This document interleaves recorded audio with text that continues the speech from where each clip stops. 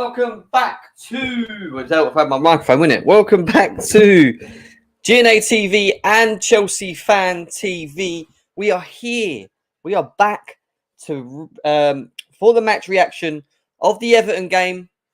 Everton 0, Chelsea 1. It wasn't the most greatest performance. Let's be serious. It wasn't the most eye-pleasing performance. But obviously, it was the first game. And it was a match against the team that Chelsea haven't won against since 2017 of April. So it's been a long time since Chelsea have last beaten this team as well.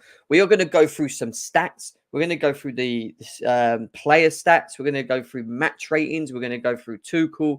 We're going to go through so much in this show.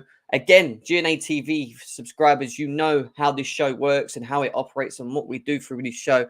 Chelsea Fan TV, guys, this will probably be your first show watching what we usually do on GNA TV over here as well. So what I would say, guys, is get yourself comfy, get yourselves ready. We've got lots to discuss, lots to get in. Get your super chats in as well. I'll be going through your super chats, your questions. I want to know your thoughts and feelings on the performance today. What was your thoughts and feelings on the performance today of Chelsea's?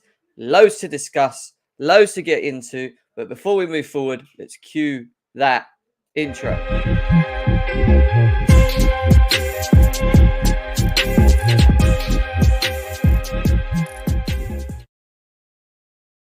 Yes, people, welcome back to GNA TV and Chelsea Fan TV. I hope you guys are well wherever it is that you are around the world. Chelsea have secured their first win of the season against a team they have not beaten since 2017 of April. Yes, it was a big victory.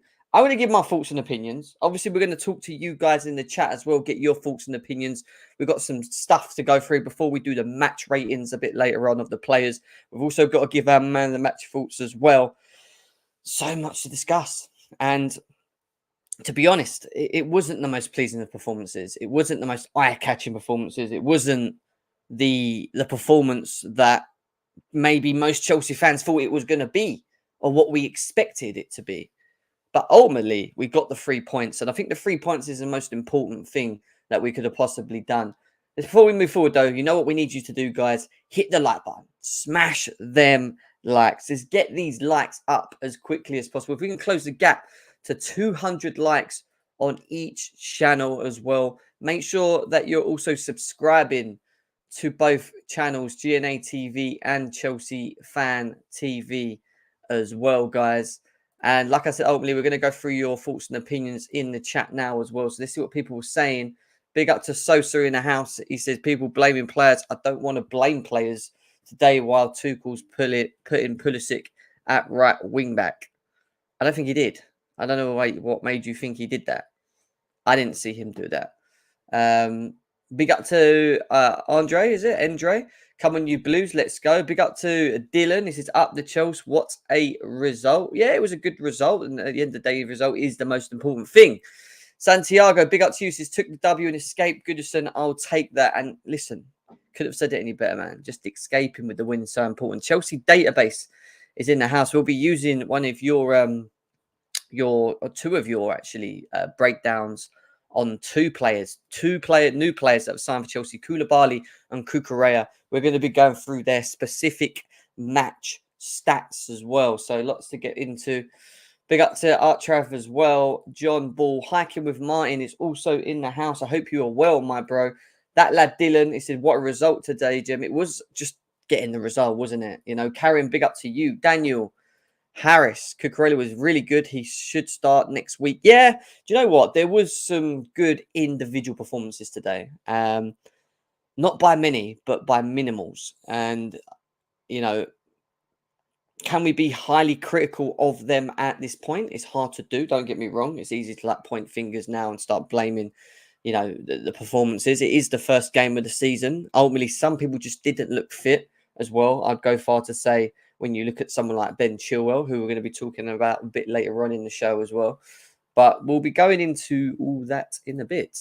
Michael says, a win, but excited about what I saw from new players. Cucurella, dope when he came. Big up to you. Fraser, I'll be honest, you guys definitely need Frankie de Jong, Jorginho, and Kante is past it. I know, again, listen, people were on the midfield, and we know the problems that Chelsea have in midfield. Ultimately, we do. We do not move the ball forward quick enough. That is something we do not do. 100%, I agree. Big up to PES Lord as well. Hard working today. It was hard working, and it was horrible to watch. It was horrible to watch. I did not enjoy watching that one bit. Nick, nice to see you in the house as well. How do you watch that football? It's boring. It was boring, but at the same time, it was like 1-0 up, 70 minutes, 1-0 up, 80 minutes. I was thinking to myself, are they going to score? You just don't know, do you? You just do not know. Sam Gam says the defence was solid, but the midfield and the attack was of the pace.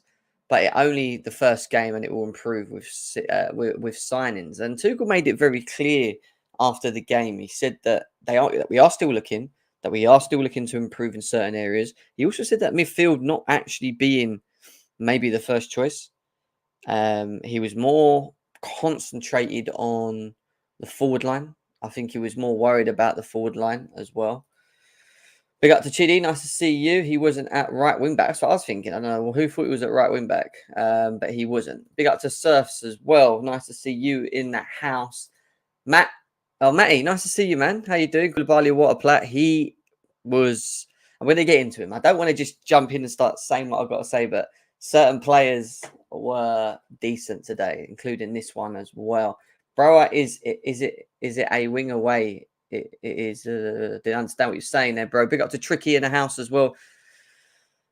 Oh, you're deluded. Same problems as last season. Sideways passing and dead attackers. Mount and Havertz useless. We need new attackers badly. I agree with you when it comes to needing more on the attack. I agree that we need something else. I didn't like seeing, I'm going to get into it in a bit, but like seeing the Havertz and Mount playing as wingers. I don't know what they were doing. I don't know why they were asked to play so wide. And it was like Sterling was playing through the middle, which is fine. But having Havertz and Mount so wide apart didn't make sense to me in this game. And you could see that they were ghosting, that they weren't really able to get involved, that they were struggling to get in the game. And ultimately, the chemistry, and I always talk about the chemistry and the balance of how we were playing wasn't there. Now, maybe they just need a bit of time, match fitness, match sharpness, playing together with Sterling as well. Maybe they need a bit more time. I don't know. But ultimately, I do think Thomas Tuchel does want something more up front than what we're actually seeing at the moment. What else we got? Chose Davis says, Art Ruben played right wing back, not Pulisic. Yeah, I know, exactly. I still trust Tuchel, as I agreed what he said post-match. I agreed with what he said post-match as well, to be honest. I really do. Matty says, unpopular opinion. I thought Reese James didn't have a good night. That isn't an unpopular opinion to me, mate.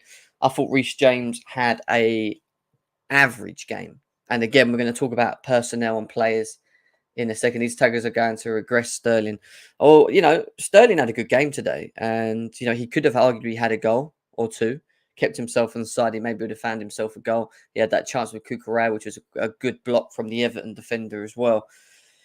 He had good moments, and he does bring something. He brings something different to what we had last year. It's now just finding the right players to play with him. That's the thing. Are we going to be able to find the right mix to play with him, which is going to be interesting to see. We've got over 100 of you guys on Chelsea Fan TV, 45 likes. Smash them likes, guys. Let's get them over 100. We've got over 65 people watching on GNA TV. Let's get them likes up, guys. Come on, let's close that gap to 100 likes. We have got a lot to go through as well. We'll come back to your thoughts in the chat very, very shortly. But we're going to start with Thomas Tuchel's comments via Fabrizio Romano, who came out straight after the Thomas Tuchel conference, Thomas Tuchel match reaction review, and basically said that Marcos Alonso to Barcelona, matter of time, as revealed yesterday. It's better be him. It is, yeah. Also, Thomas Tuchel has confirmed he wants to leave. Yes, Marcus asked to leave, and we agreed to this. It would make no sense to put him on the pitch today, Tuchel added via Adam Newson. So, he's going. We were told that the green light. We were told that the green light had to come from Thomas Tuchel. Thomas Tuchel came out himself and made it very clear that he is he's given the green light, that he's not needed. And why would he be? You just bought a Cucurella in, who, again, from what we saw from little bits today, is just another level to even Alonso. And I'm not joking. Even in like 20 minutes of watching this guy, you could already tell that level was high. So Thomas Tuchel allowed him to go, let him go, not a bad thing. We're going to go into the stats now of the game as well. And we're going to look on Sky Sports' stats here. Chelsea 1-0, Jorginho penalty, courtesy of Ben Chilwell winning the penalty. But the stats, even though we dominated, weren't as telling as the game. 62% to Everton's 37%. We had 15 shots in overall shots and 6 on target. They had 8 on target. Sorry, they had 4 on target out of 8. We had 6 on target out of 15. So again, our accuracy on targets just not quite there at the moment. Off target 3 as well. Blocked 6. Passing percentage was 86.8 on here as well. Tackles 57% to their 70%. Aerial duels, which it doesn't. This is what don't make sense to me, right? We had about 12 corners, and we must have had about 8 corners or 9 corners in the first half. How is their aerial duels less than ours? I mean, does an aerial duel not count from a corner, I suppose? I mean, it's what it's saying there is Chelsea won nearly 70% of their aerial duels compared to their 31%, which is slightly unusual, if I'm not going to lie. Yellow cards 3 and 2. But ultimately, like I said, the stats don't really explain the game. And we're going to talk about the game in a bit as well. I want to go to the, what's people saying here? Corners, pathetic. They were pathetic. they were pathetic, mate, 100%. They were. What have I got coming up here? Go away. I've got things popping up in front of my screen. Get out of my screen. Guys, keep smashing the likes, please. We're going to move on from here. We're going to talk about players. Let's talk about the players. Let's talk about individual performances before we start talking about the overall game. And then we're going to give our player ratings for the match as well. I think it's only fair that we start with a player who is making his debut in the Premier League today. And we are going to talk about first Mr. Kalidou Koulibaly. And there was a lot of talk at the beginning of this game saying, oh, they wish that he'd come. And this is talking about Jamie Redknapp and that. They were saying, oh, we wished he'd come a couple of years before to see him, not at the age of 31, slightly on the older side. Chelsea would have to look after him, blah, blah, blah. Now, him going off was not an injury. That was cramp. He had cramp 5 minutes before in his leg, which he nearly stretched out. And then he went down again with cramp in both legs. That just tells me he's fatigued and he needs to come off. And that's why they made the decision. But when we talk about the performance of Koulibaly today, how good was his performance? And we're going to talk about the player ratings a bit later. I won't give a rating for him yet. But Kalidou Koulibaly's first game against Everton's numbers, 71 touches, 50 accurate passes. That's 87.7% accuracy. 3 clearances, 2 tackles, 1 interception, 4 out of 7 ground duels won as well, with 3 out of 5 aerial duels won as well. Now, what did I think about this performance? I thought it was colossal. I don't think he was man of the match, but I think he was very good. Ultimately, he was very, very good. And to give you a little bit of a teaser, because I should be able to do this, because there's no, as long as it's muted, and I open it up. Here is some of them clips today. 2 minutes of Koulibaly. Great header there. Great header. When you think about Silva getting caught back post, look, he watches the ball, and he catches it in the air. He wins a header there again. He doesn't jump, which is what I noticed. He times these jumps very well. When you look at his movement with the ball, how progressive he is with the ball. Again, very good. Progressively, very good. Look, again, hasn't got the biggest leap, but does enough, Ball comes over to him again. Wins it comfortably there. But heads it out of danger. Ultimately, he heads it out of danger. On the ball there. Great tackle. Good with his feet. Very quick with his feet, actually, must say. He got himself in a pickle a couple of times. His interceptions, he's aggressive. Look, he's aggressive there again. He wins it. This for me was a great tackle. Look at this. Silva get cut inside, and look at this. Look at that tackle. That is a top quality tackle. And then you talk about his pace. Look at his pace. He chips the ball with behind the Everton thing, over his head and on the other side. It's quality. Look at this pass for the goal. That all comes because he moves the ball quickly. One touch, bang, straight through the middle into Ben Chilwell, who ultimately gets the penalty. And it's a penalty all day. And here we are again. Look, 1-2. Look, dink over the top. Beautiful ball. That was very good from Kante as well. But just look how comfortable he is. And we talk about what Rudiger brought to Chelsea last season. And it's ultimately just feels like I'm watching it now. Look, very good with the ball. Reads the game well. Always in control of the situation. Always in control of the situation he is. And that for me is a big thing. That for me is a massive thing. And you can see why he was touted one of the best. See why he was touted as one of the best in the world for a number of years. He was absolutely awesome that game. His understanding of his role, his understanding of where to be, a bit like Thiago Silva, very calm on the ball, didn't rush into things, progressively moves the ball quickly, aggressive, hunts the ball down, still has pace, so you can't burn away from him, he still stays with you. He's just ultimately had a very good game. And he was very impressive. You want to know who the man of the match is? We're going to get to the man of the match a bit later on after the match ratings in a bit as well. But guys, over 350 of you guys here. Make sure that we're smashing the likes, guys. We've only got 27 likes on GNA TV, guys. We should be over 50 likes. Come on, GNA TV, guys. There's nearly over 100 of you guys here. If you haven't hit that thumb, hit that thumb now. I am looking at the thumb. Hit that thumb now. Hit that thumb. And on Chelsea Fan TV side, you guys, there's nearly over 200 of you here with only 57 likes, guys. Let's get these likes up. Match ratings are coming soon. I want you guys to get involved in the chat on these match ratings as well. We'll be going through your match ratings in the chat. But at the moment, we're going through some of the standout performances from players today. And, ultimately, we'll talk about Koulibaly a bit more in a bit, but a very, very good first performance from him. Tuchel's comments hinted at Frankie de Jong and Fofana. Take it, see it, man. Like Jem, hope you're good. I'm all good, Chris. I hope you're well, mate. I hope you are doing well. Everyone is entitled to their opinion. I don't think Havertz had a good game. However, to get a win at Everton is hard to come by. Yeah, we're going to talk about that. Ice cold beverage. Nice to see you, my man.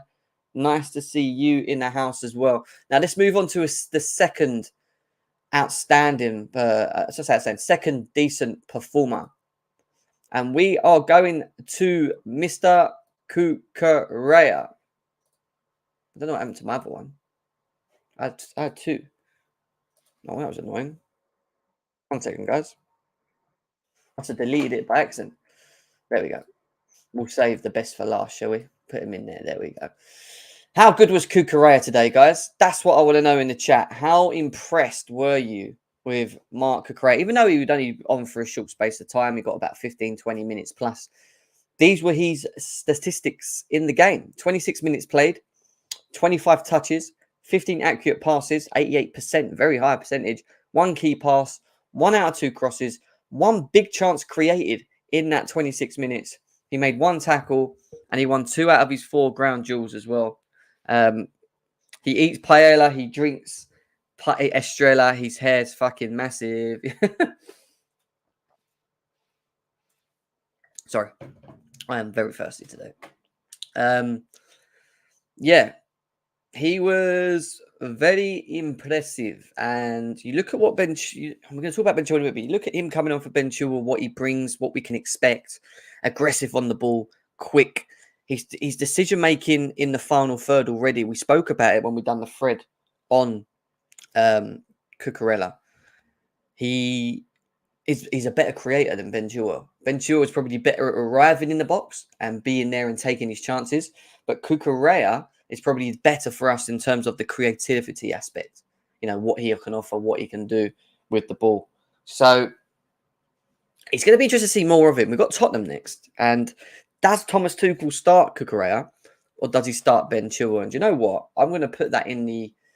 there's over 100 here in the GNA TV group. I'm going to put a poll in quickly. Who should start? Who should start against Spurs next week?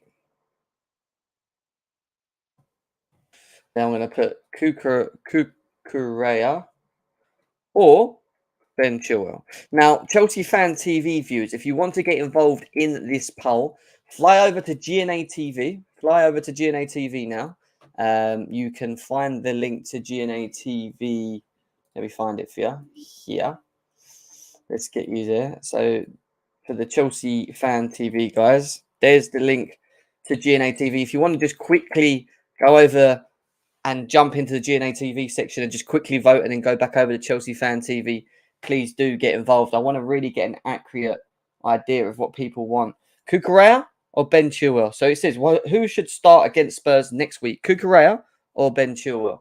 That's the question we've got in the chat. So yeah, ultimately, very good performance from him. I'm going to show you something quickly from the stadium today as well, involving Cucurella. And we've got a great song. Here we go. Let's all listen to it.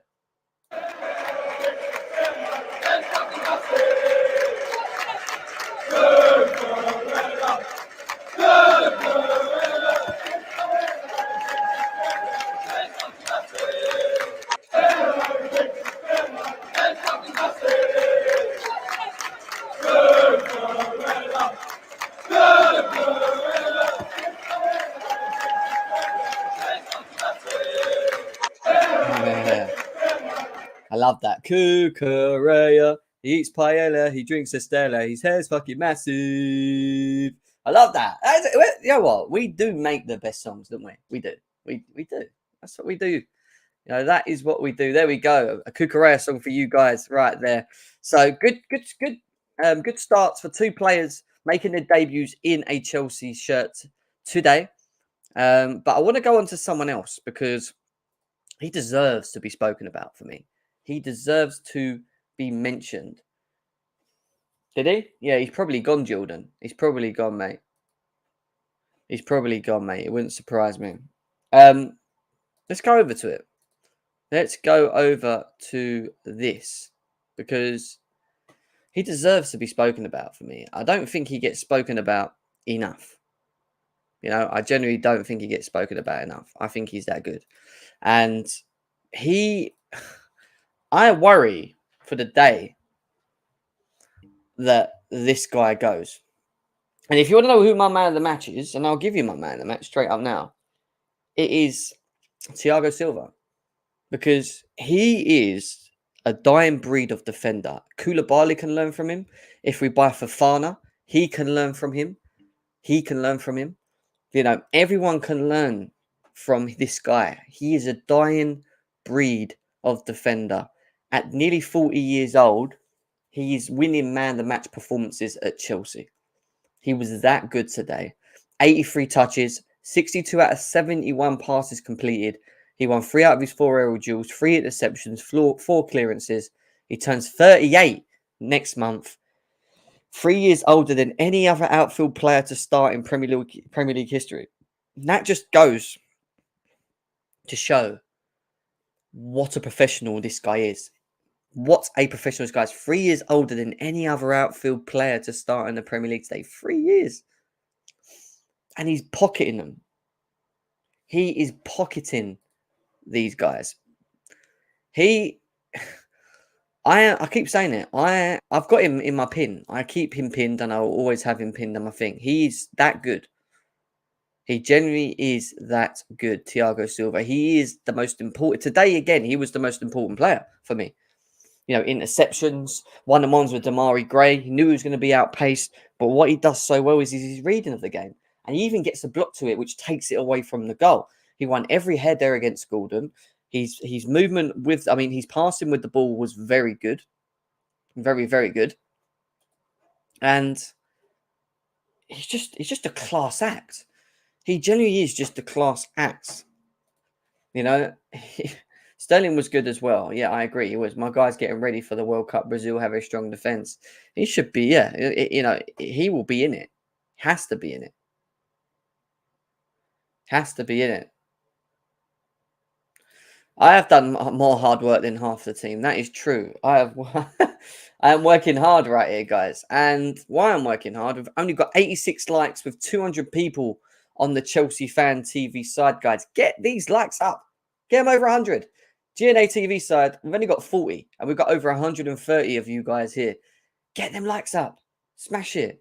The more the likes go up, the more that people see it along YouTube. It helps the channels. You're helping GNA TV and you're helping Chelsea Fan TV. I cannot stress how important it is, guys, for you to hit that thumb. If you're here with me watching this, please help this get pushed out. It's what it's about, man. It's what it's about. And big up to every single one of you guys that are here as well. Is Johnny admin? Is Johnny even here? I haven't seen Johnny in it. I ain't seen Johnny. No, Johnny's gone to the game, I think.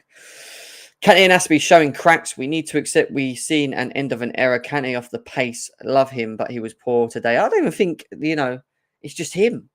I don't know if he was that poor, though. I know people were saying he was bad, but there is no words to describe Silva. There is no words to describe him, honestly. But now I'm going to have to go a little bit negative. And in these reaction shows, we always have to, unfortunately, talk about something that isn't great. Johnny will defend Mount today. Unfortunately, he's not going to like what I'm going to be put up right now because I have got a clip and it was to do with Mason Mount. Thomas Tuchel today in a clip, in this clip specifically, if you can see it, asking Mount why is he sleeping. And he's not joking. I felt, look at him, look. You sleeping? Look at Mount, look at Mount. He doesn't have a clue. He's telling him, what are you doing there? Are you sleeping? Get up there. And he does it again, look. He does it again. Look.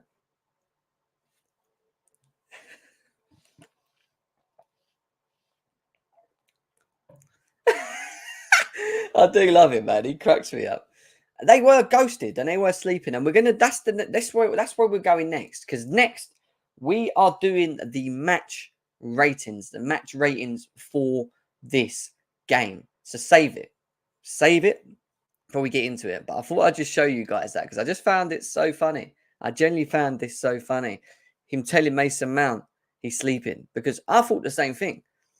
Not just him, but look, what are you doing? Wake up, man. Oh my God. I love it. Bench sleepy Mount. He looked like it, Havis. He looked like it, mate. He looked like he was asleep today. We need another centre-back. Aspie was so bad. Right. You guys seem to be talking about personnel and individuals. Big up to Joey in the house as well. Nice to see you in the house. Now it is that time. It is that time. It's time to do the match ratings, the player ratings. Let's get into them now. Let's get into it. Let's go into it. Over 350 of you guys here as well. Eduard Mende. So let's talk about these players, shall we? Because it needs to be spoken about. Ultimately, I usually do a full game review. I talk about the game, how it went. But I haven't done that today, really. I'm more ready to talk about the players and the performances. Overall, I'll give you a quick breakdown. Happy we got the win, because that was the most important thing. I think winning at Goodison Park when we haven't won since 2017 is so important. And we've done that. We've done that with flying colours. And that was the most important thing for me. But ultimately, the performance of certain individuals was still lackluster. And whether we can use the excuse of match fitness, sharpness, maybe. But they are on fine margins now. And I really do feel that if you're Todd Bowley or Egbali watching this game, you're going to be looking to improve this team. Now, moving on to the players. Eduard Mende. I thought he had a solid game. And Matt, unfortunately, mate, he put you in the mud again, if you're watching. He put you in the mud again. You're calling him out. You're calling the guy out. Yeah, nice. Someone just tagged me in saying from Koulibaly saying, "Welcome to the Premier League, winning a clean sheet." Big up to Koulibaly. He made a good save from a header. You know, he ultimately was comfortable with the ball, which we didn't have much to do. But let's be serious. I don't think Everton, even though Everton had good chances, I don't feel they threatened us a lot. I would probably go with probably let's have a look. I'll probably go with a 6.5. Probably a 6.5 like Javi's. That's what I'm looking at. 6.5 for Mendy. This is what you guys are saying in chat. Sevens. What else have we got? He did save us 3 times. He did so. He did. He saved us 2 world-class saves, 100%. But he needed that, right? He needed that. Is that you, Matty, that's tagging me in that stuff? You got a new thing. All right, cool. I couldn't find you earlier, so fair enough. It was awesome saves. It was very good saves. And they were ultimately the difference. You know, him making them saves could have been the difference to us winning and drawing or even losing these games today. Let's be serious, because we was not good. We didn't create a lot ourselves. We didn't have any real clear-cut chances. We had moments still, and we dominated the ball, a bit like what we did last year. But again, we just didn't do enough with it. We wasn't doing enough with it, you know? 7.5, 7, 7, 8. Okay, 7. I'll probably go with a 7. 7, 6.5, 7, 6.5. I've still got the poll open, guys. If you've not done the poll or voted on the poll, go make sure you vote on the poll that I've put up on the GNA TV site as well. I want you guys on the channel as well, so make sure you get involved in that. We're going to move on from Eduard Mende, who I thought had a good game, and now it's about consistency with him. Why did I just close that? I don't know why I just closed that. Sorry, guys. It's getting tired, man. I'm tired today. But I had to do it today because I didn't have a chance. And why I'm streaming today is why I usually stream tomorrow for these match reactions. But today, I'm not going to be around tomorrow. So today, I had to do it this evening. Monday, we've got Ben Jacobs. Lunchtime, 1 o'clock. Frankie de Jong news. Fofana news. All of that to come with Ben Jacobs on Monday at 1 o'clock, guys, as well. So make sure that you are available for that.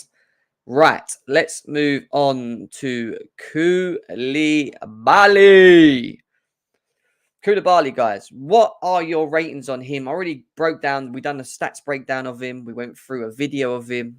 You saw how good he was yourselves. I thought he had a very good debut game. I was very impressed with what he did, how he represented himself, how he dominated. And he done it different to Thiago Silva. You know, read the game well, aggressive with the ball. You know, never really got phased, I would say. Always in the right position. Just a good defender, isn't he? He just really is a good defender. He is a good defender. People were saying in the chat before I give mine. 8s, 8.5s, 8.5s, 8s, 8s, 8s, 7s, 8s, 8s. 8s. Everyone's solid with 8s, 8s, 8.5s. I think I am going to go with... Let's think about it. I think I'm going to go with a 8.5. And why I go with an 8.5 is because his debut game was in a stadium where we haven't won since 2017. There was I feel there's kind of like a mental block from us. Like there's this mental thing when it comes to going to Goodison Park. We just can't seem to get the win. And today, to play in that, all right, they didn't have Calvert-Lewin and they were missing some key players, but they had quick players. They had Demarai Gray.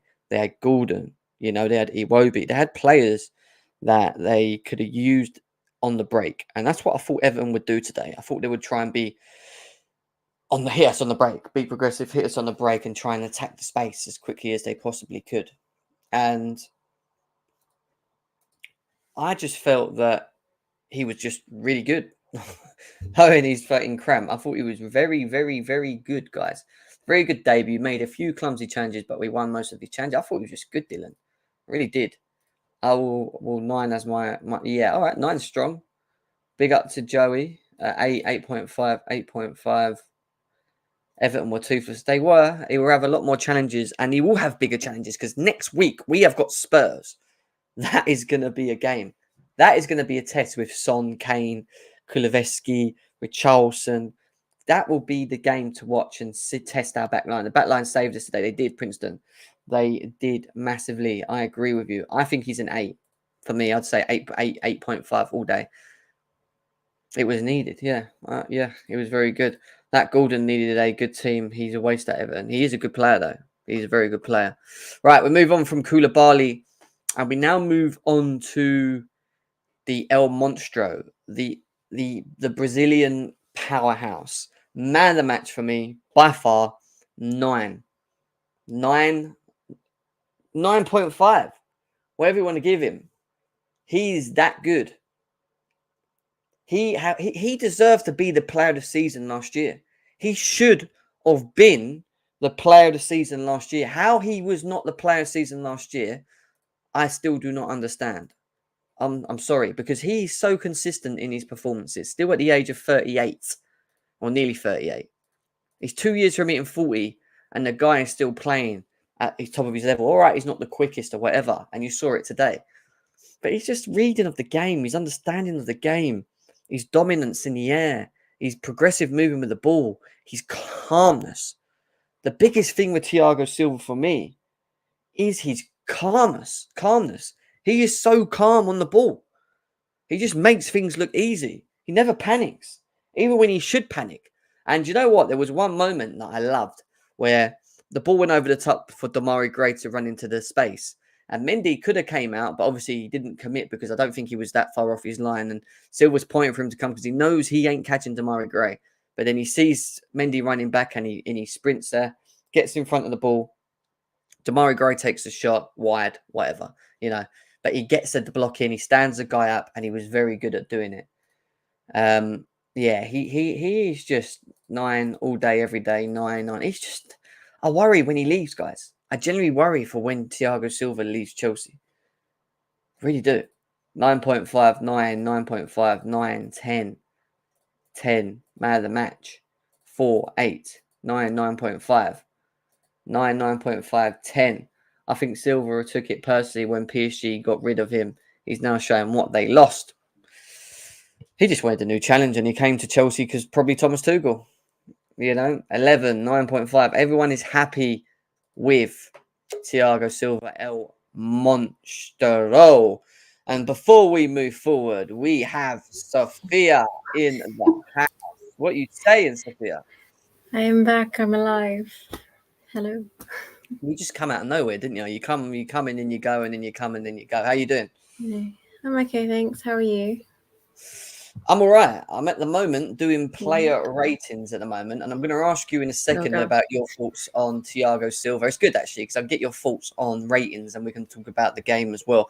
But Rego Parker's put in the donation here, and he says, only our new signings plus Silva were on today. We're on today. The rest are unfit. Sterling will be very frustrated player if we can't advance the ball.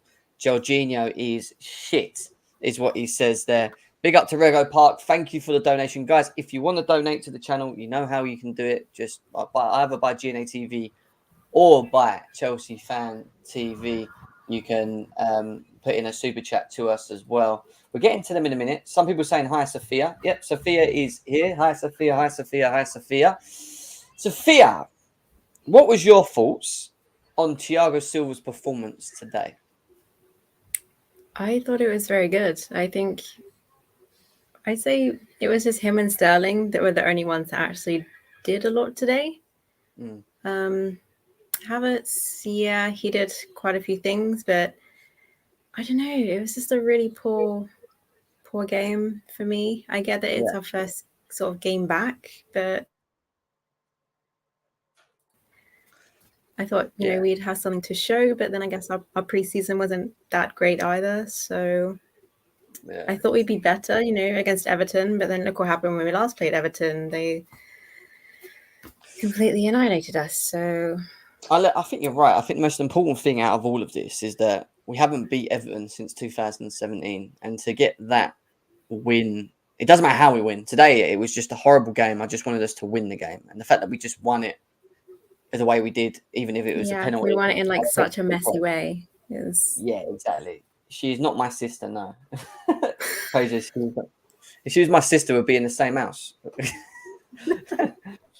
Kovacic will be better for Spurs, I think. Yeah, it was weird why Never know. I Kovacic could be like next door, you know. Yeah, exactly. That's true. That's true. Big up to Seppers. Right, let's Yeah, move my on. mum kept asking about Kovacic, and I was just like, I don't know, Mum. I don't know why he wasn't playing. Well, maybe he was being safe for Spurs next week. Who knows? We're going to see what Thomas Tuchel's plans were for him. Or maybe he just carries a bit of an injury. That's the other thing as well. But we're going to move on to Azpilicueta because obviously he got given a 2-year extension by Chelsea. He started today. Ultimately, I keep saying why we've kept him. I feel is more of it should be more of a rotational thing. I know he started today. I just felt that he's just not the same player, and it might be just a bit of the age element of it. Couple rusty passes. His positional awareness was okay, but his overall game, was it a good game? I wouldn't say it was a crap game, but I wouldn't say it was an absolutely amazing game. For me, if I were to rate him out of 10, I'd probably give him a 5, 5.5 at a max. But I do feel that he should be rotation. He shouldn't be someone that starts and plays every game. Do you know what I mean? So, Sophia, what's your thoughts on Aspie? I think, it wasn't a great performance from him, but he wasn't awful. So, he was sort of just there. So, I'd probably say the same, about 5 for him. Yeah. Fair enough. For some people saying 7s and 7.5s as well. There's a tweet came out from Pies, and it's via Fabrizio Romano, that says that Callum Hudson-Odoi could leave on loan for game time. Southampton are pushing, and I'm just going to copy and paste that, which is quite interesting because he did travel with the team. But he did not start. Quick thoughts on Callum Hudson-Odoi, Sophia, potentially going on loan. How do you feel about that one? I feel bad for him because I feel like he has a lot to prove and he's just not getting chances at all to prove it. But he seems to do really well on loan. But I don't know. I feel like we should give him a chance because obviously if Werner is going to Leipzig on loan, then you still love that guy, didn't you? I don't know why you love him so much. But... So I feel like that would be a good chance to prove himself, but I don't know. Look, I've got mixed feelings when it comes to Callum Hudson-Odoi. I've never been his most biggest fan. I do feel that he has had opportunities to play and he's not really taken them. I think he is a bright talent, but at the same time, I'm just not too sure if Chelsea is the place for him to unlock it. It might be that he goes somewhere else and he becomes that player. Not that I don't rate him. I just don't see it at Chelsea. And if Callum Hudson-Odoi does leave Chelsea and Ziyech wants to leave and Werner wants to leave, which is what we're being told, then surely we are going to buy some forwards. Because after what I watched today, we haven't got to the forwards yet. We will get to the forwards in a bit. But from what I've seen today, we need a lot more than that. But let's move on. Reese James is an interesting one because I thought his corners in the first half, he had about 9 or 10 corners, and every corner that he put in didn't clear that first hit man. And every time it went out for another corner, he didn't change. He didn't even try and change to the way he crossed it. It was always just near post. And we didn't really get any success from it. You could tell it wasn't working. So why would you continue doing the same thing, Reece James? And I just thought he was very lethargic in the first half. I thought he was quite slow. I thought he was quite wasteful, to be honest, on the ball as well. And it just wasn't a Reece James performance. And you could say it's fitness. You could say it's match sharpness. It is his first game. Granted, I get that. But I just expected more from Reece James in this game. Just really did. I mean, I would probably give him a 4 at max, probably. I didn't think it was that good. I mean, what's your thoughts, Sophia? Yeah, I mean, he's the one that you always hear mentioned in the games. He's always like on form, never a bad run. But yeah, I didn't really hear him mentioned today, but when he was mentioned, it was for like a mistake, something stupid. So yeah, I don't know what was wrong with him, but yeah, I'd say 3 or 4 my rating for him. Well, we've got some 3.5, some 5, some 6.5, some 5s, some 3s. Yeah, obviously typical Chelsea fans mixing. But there's nearly 400 of you guys here. Make sure that you're smashing the like buttons, guys, on Chelsea Fan TV and GNA TV at the moment. We've only got 70 likes on GNA TV. We should be over 100 likes now, guys. Come on, there's nearly 175 of you guys here on that side. Let's get them likes up. Let's close that to 100, please, as quickly as possible. Chelsea Fan TV, you got 214 of you guys there. There's 116 likes there as well. Let's get these both channels up to 200 likes by the end of this show. Smash the likes for Chelsea Football Club. That's what I'm going to say. Smash the likes for Chelsea. If you haven't done it, do it now, man. Do it now. Yeah, I expect more from Reese James. Let's see what happens with him at a later stage. Ben Chilwell, interesting one. He got the penalty in the right position. Good ball by Koulibaly into him. I just felt that, again, he looked a little bit reserved. Like he was worried about something. Like he didn't want to hurt his knee or something. I don't know. Like he just looks off it a little bit, you know. And but maybe it's the fact that he hasn't played in such a long time. Again, he's very rusty. I understand that. But Tuchel took a risk today by starting him. Tuchel took a massive risk by starting him today. You know, he could have started Cucurella. Cucurella had only played a bit of training with the guys. So, you know, but he was fit. You could have played it. But he chose Ben Chilwell. Ultimately, he got us the we got to thank him for it. You know, he was in the right position. He got it done. But it's just not the same Ben Chilwell off the ball. You know, shutting down when quick, when he turns with the ball, when he's got the ball at his feet, he looks very slow as well himself. I don't know whether he just needs a bit of time to grow into it. But for me, again, I'd probably say it was a 4, you know, at a large. But for you, Sophia? Yeah, I'd say 4.5. Yeah, I don't know. He wasn't, like he said, he used to get everything. But yeah, I sort of sensed that with him. I think he was very nervous. Granted, I think he got like a few minutes in preseason, but then I think like since then, like nothing. So yeah, I guess to start the season, he has to be really, really careful not to obviously have that same reoccurring injury. But I did expect him to sort of be how he used to sort of play. But yeah, I don't know what was wrong with him today. I expected a lot from him. Like I felt like he had a lot more to prove since he's been out for so long. But no, I hear you. And we will come back to the play ratings in a second. As people are asking me to go to the Fabrizio Romano thing just to confirm it. This is the breaking from Fabrizio Romano. Callum Hudson-Odoi could now leave Chelsea for regular game time. Southampton have already asked for Cho on loan. Now pushing. He was also discussed with Leicester days ago. It's up to the player. Hudson-Odoi will make a decision on his future in the next coming days. Loan move from Hudson-Odoi. Chelsea could maybe use it to push with the Fofana deal. I don't know. Maybe that could help. Sorry, that could help bring down the value. I don't know. But this has just come out of nowhere for me, this Callum Hudson-Odoi news. The fact that he's now wanting to just go alone. Like, why has this come out all of a sudden now? As he fell out with someone in the squad, you travel to Goodison Park, and then all of a sudden you're not even on the bench. It's a bit of a weird one, isn't it? Like I think something's happened. Did he have a bust up pre-training or pre-game? I don't know. Well, you know, he's on 150 or K a week, as we already know, at Chelsea. He's not really playing. At the same time, we've still got people like Ziyech here and Werner here and him and whatever. Like, I don't know.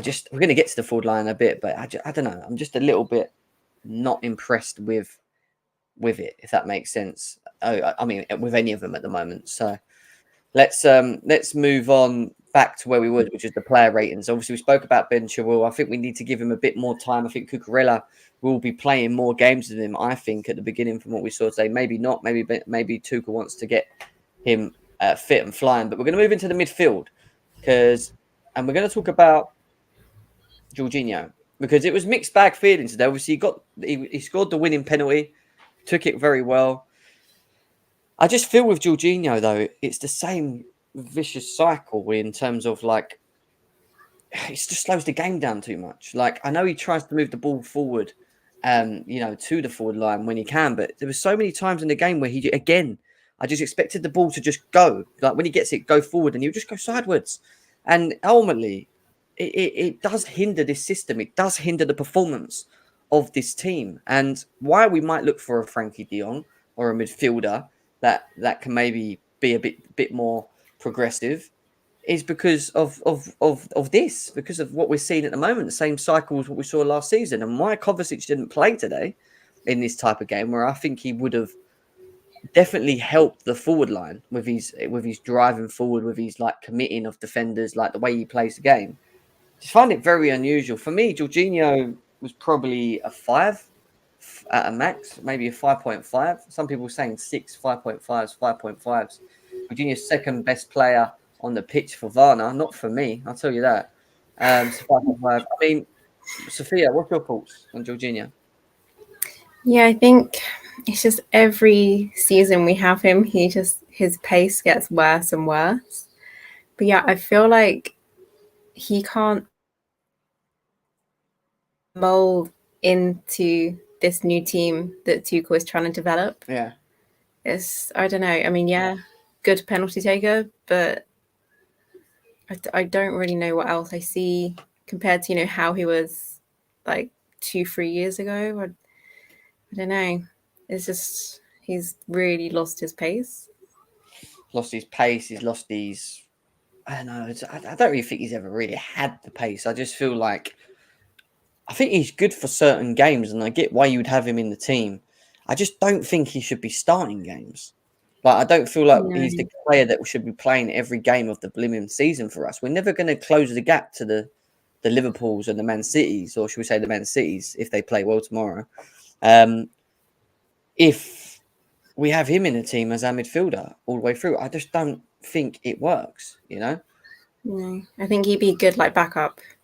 Yeah. Rodrigo, man, calm down. You stop. I know Rodrigo anyway. Like, we're talking about football here, yeah? We're talking about football. Let's not do that. Let's not do that. It's sad, I know. Well, I know Rodrigo. He comes on here quite a lot. So shut up, people, to shut their up. I agree, Jem. As rotational player to a better DM, it would be. I mean, and this is why maybe we're looking at Frankie de Jong, right? Because Frankie de Jong is a player that has the ability to be progressive, box to box, moves the ball forward well. I think it makes sense with him, but it just depends on the money and if Chelsea can get it done. J5 is the one to be replaced by de Jong if we get him. I'm cool with J5 being on the bench and de Jong being the starter and J5 being rotation. Like, I'm cool with that. It's a bit, that's what I would say. Matty's saying stop simping. Frank Lampard says the penalty he conceded was the only difference between them and Chelsea in the 1-0 defeat at Goodison. It is. If we didn't get that penalty, we got lucky. Yeah, I don't think we would have scored if we didn't get that penalty, to be honest. It's a weird one. But let's move on from Jorginho and move on to Kante. Now, again, a bit of a mixed reaction from people. They feel that he's not the same. I actually didn't think Kante was awful. I thought Kante was okay. He intercepted a couple of tackles, got involved, broke the play. All right, his passing is not always the greatest moving forward. We know that. But he's just, I don't know. I don't think he was crap, but I don't think he's great. And ultimately, I keep saying it, if I had to choose between Jorginho and Kante, I'm always choosing Kante. I just am. Like, I'm always choosing Kante over the two players. And that, again, falls down to preference for me personally. I thought he was a 5.5 at a max again. I don't think it was great. But yeah, I mean, what would you say about him, Sophia? I say 6. I feel like, I don't know, just every time he plays, I'm just reassured that he's there. I still think he has the pace, granted, not as fast as he used to be. But I say he's a very reliable member of the team. So I think he did quite well today. So I'd give him a 6 is what Sophia's giving John. Yeah, John agrees with you as well. He says 6 as well. We've got a 6.5, 6 to 6.5 from Andrew as well. I gave him a 5.57 here. Barcelona can't register some players. It's time to get dembele. They're going to have to sell. They might have to get rid of the players that they tried to nick off us. Maybe we'll get Kunde. Maybe we'll get the crown jewels. Yes. No, I'm joking. It's just a dream. Jim, don't you dare. Kante is a must. Yeah, I know he is. I love Kante. I didn't say anything bad about Kante. There's over 430 of you guys here, though. Big up to every single one of you guys, having you all here. Make sure you're smashing them likes, though, guys. We should be over 100 likes on both channels. If I look at both channels, I'm going to over 100 likes. So, Chelsea Fan TV, you got 131 likes, and there's 250 of you guys here. Let's get this to 200 likes. GNA TV, there is 80 likes. What is going on today? Smash the likes. Smash them likes. Let's get this over 100 likes. Usually we're over 100 likes already. Please smash the like if you haven't done already. Please, let's get that done. That should be over 100, guys. Come on. Hit the like button. Hit the like button. And subscribe to both. Subscribe to both Chelsea Fan TV and GNA TV as well, please. We move on from N'Golo Kante. And now we go on to... Why is Baba Rahman there? What the hell? Why is he there? When's the last time he kicked the ball for Chelsea? What is he doing there? It's weird. Let's talk about Cucurella and his short time, I say short minutes on the pitch. I thought he was very good. Sterling nearly scored from a cross from him. I think he's a better creator than Chilwell. I don't think he's probably the type of guy that you want to arrive in the box. I think Chilwell's better than him than that. But creating, aggressiveness, quick, understands his position. An overall round good player, cost us 60 mil. I think Cucurella, it could be a good player for Chelsea from what's here. And I think I can see why Tuchel would want him in his system. 6.5 for the short time that he was on. I don't think he done much wrong, but it's a lot hard to rate him because he only played 26 minutes of the game. But I'd give him a 6.57. We've got 7s, 8s, 7.5s. I've liked and will share it on my Twitter. Big up to Matty. 8, 7.7, 8, 7. What about for you, Sophia? How impressed were you by Cucurella?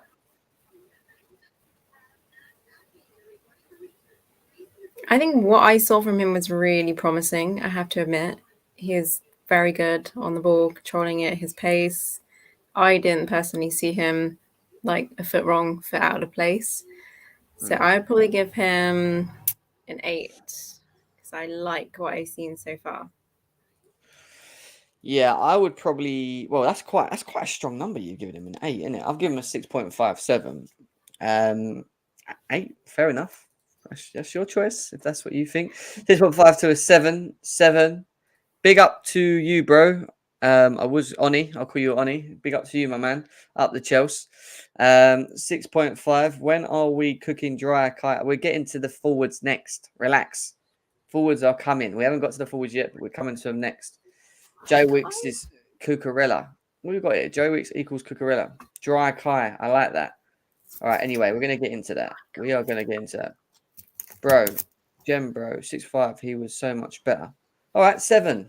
7. I'm not arguing with you guys. I'm not arguing with you guys. Big up to David in the house as well. David is in the building. He says he looks great in his cameo. Yeah, I think he actually looked better than Ben Chilwell, David. In my honest opinion. I actually think he did. But David, if you want the link, just let me know and I'll send you the link, mate, as well. I will send you the link if you want it. Let me see if I can just quickly send it to him because he'll probably say, "Can I have the link?" David, there you go, mate. There you go, mate. Got the link now, David. You got the link if you want to come in. Cooking Kai and Mount. Yeah, we're getting to that next. We're getting to that next. Let's move on to what everyone's been waiting to talk about, Sophia, which is the forward line. I want to... Sorry, no, actually, let's talk about Ruben real quickly. Ruben, how do you think he played today? I probably think it was that was a surprise. When I saw him coming on, I was like, oh my gosh. Yeah, I don't really know. He was really average. I don't know. Again, I don't think he had enough time on the pitch. I think 6 is probably fair. 4-3. No, I didn't really see that much of him, to be fair. Well, he won that free kick with him and Sterling going up the pitch. If you remember, Sterling dribbled and then played him through, and then he got a free kick outside the box, which Reese James skied. That was a good moment. I mean, oh gosh, my cat is like outside my window, like crying to get in. Oh no, let the cat in. Is it Timo? Tivo. I don't know. Hang on. Let me have a look. Go and have a look. Go and have a look. Marty says, depending on injuries or cramps, I'd like to see Chile left centre back and Cucurella left wing back. I think that could be an option, Marty. I think that actually could be ultimately an option because Ben Chilwell does not look up to it, does he? You know. So it's Diego. Diego, big up, mate. What was your thoughts on Chelsea today? Awful, weren't they? Fator says hi, Sophia, as well. But let's move from these. Let's just get into it because I know everyone's waiting for us to get into this. Who should we start with, Sophia? Mason Mount or Kai Havertz? I'm not here for a Kai cooking. He didn't do anything wrong. All right, we're gonna go to Mason Mount first, then we'll go to Kai after. Right. Okay. Mason Mount. You see Thomas Tuchel today on camera saying that he was a ghost. He was going, "Where are you?" He's going, "This, you ghost." He was like, "What are you doing?" Like, "You asleep?" You went, "You asleep." He's going to him like that. I don't really get See, this is the thing. I don't really get why he was told to hold the wing so much. Like, both him and Kai Havertz were playing as wingers today, like off the right or left. I just don't get that. Usually you have the flexibility, the alternation, this, that, and the other. But today I just felt that their instructions were to hold their positions wide. And sometimes you might see him sort of go in behind Sterling when he picked the ball up and try and drag the fullbacks in. But when you're ultimately coming up against the five at the back, that's always going to be hard to do. You're always going to struggle to break teams down that have a five at the back where you've got two players running in behind. It's very easy to mark. And I don't know. It's not making excuses for him because they were poor. He was crap today. I was not impressed with Mason Mount. I really wasn't. I think he could have done more. You know, he could have got involved in the game. If it ain't working for you, make it happen. You know, go to the ball. Try and make things happen. But it was mainly off the right, and I don't like him in that forward position. I really don't. I'm not a big fan of it, even though he's got or has been one of our best players in the last 2 seasons with his assists and his goal scores and whatever. For me, his natural best position is playing behind the forward line, like in a 10 and in an 8 role. That's where he should be. When you ask him to be a forward and take players on and whatever, he don't do that. He runs into pockets of spaces, he picks the ball up, and then he just passes it because he's not going to take a player on. He's not that type of player.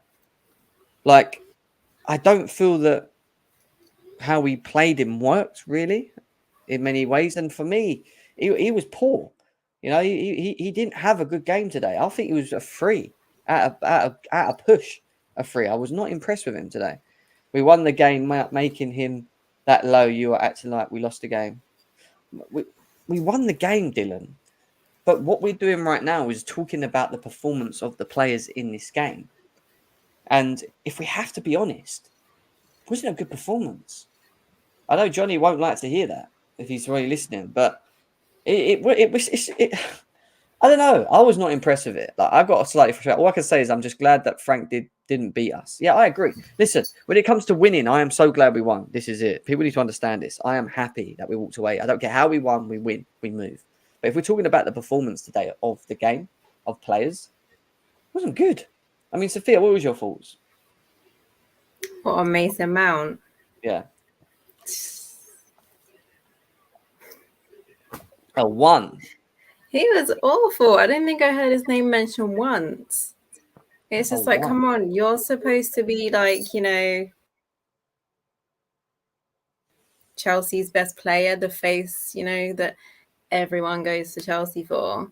Where the fuck were you today?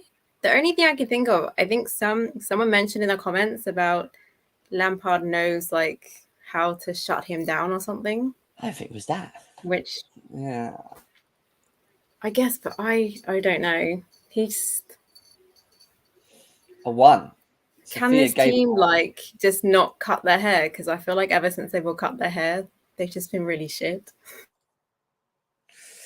Dylan's saying he was not brilliant. It was far from it. But to say a 3 is so strict for him when the team kept a clean sheet, he had a few shots on target that will save him. Did he? Did he? I remember having 1 blocked. Oh, and he had 1. All right, fair enough, from a corner in the first half where he picks it up and he shot it at Pickford, which, by the way, if Pickford didn't save it, it would have just hit the side netting anyway. Like, are we really clutching on straws a little bit? I'm not going to go heavy on it because it's the first game, and I don't do that to any player. But if you're asking me my opinion on what I saw today of each player, and that's what we're talking about. That's what we're talking about. I don't think it was a good performance, and I need to see better. I need to see chemistry. I need to see something different. I just only don't think he's a forward. I don't think he should be playing one of the 3. That's my opinion. I don't think he should be one of the guys trying to run behind and create space and whatever. It's just not his game. We're asking him to do something that is just not his game. We need Quiff Mount back, is what Kurt's saying. Same with Havertz. So we're getting to Havertz next. Don't worry. Havertz is coming next. We need direct wingers. We actually need Sterlings. If we had another Sterling in our team, and this is why we probably need to look for a forward quickly, ASAP. That should be the next thing for me. Find a forward that's direct like Sterling. That can create problems. I mean, I'm just saying he was not awful. If anything, Kai did nothing. Yeah, but we should not always use this thing of like, because, he's not awful, Kai was more awfuler. Like, we're going to get to Kai next. Like, it doesn't mean because one was awful that the other one was worse. They were just, like, there was not good performances today. Let's be serious. And it might be that it was just the beginning of the game. Man, we should have Sterling along with Jesus. So, yeah, can you imagine Jesus and Sterling up front if we'd have got Jesus? Believe me now. That could have been quite impressive. Or Dembele. Believe me now. Imagine having him in the team as well. But yeah, not impressive. I can't with Dembele. You don't like him? No, the guy spends more time in the hospital than on the fucking pitch. Well, that's not true. Well, that is true, sorry. Yeah, I mean, since he's came back from his last injury, he's not been injured for a little while. So, and I watched him from Dortmund. Come on. How good was he at Dortmund, though? Not amazing, because like he just kept having injuries, and the one that kept him out for ages. And then when he finally recovered, he was like, "Bye, guys, I'm off." So yeah, Fair enough. Let's move on, shall we? Let's move on to. I want to save Sterling because I want to talk about Sterling. Kai Havertz, come on in. We have to get it out of the way. We have to get this out of the way, Sophia. Listen, I hate talking about Kai Havertz because I like him, but he's.